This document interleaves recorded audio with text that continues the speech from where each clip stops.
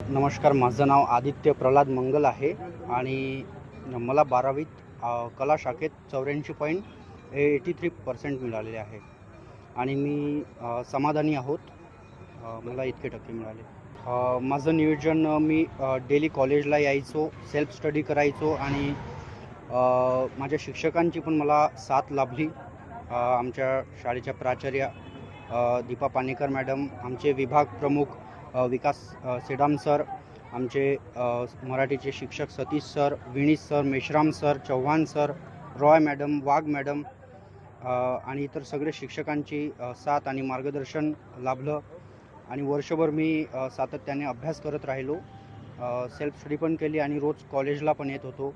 अशा पद्धतीने मी 84.83%चा टप्पा गाठू शकलो. सकाळून कॉलेज असायचं तर मी कॉलेज केल्यानंतर घरी जायचो, जेवण वगैरे करून आपलं सेल्फ स्टडीला बसायचो आणि दिव्यांगांचं कसं म्हणजे माझं ब्लाइंड विद्यार्थ्यांचं असतं की ऑडिओ आणि ब्रेल बुक्स या दोन माध्यमातून तुम्ही अभ्यास करू शकता. तर मी दोन्हीचा वापर करत होतो. जास्त करून ऑडिओ ऐकत होतो मी.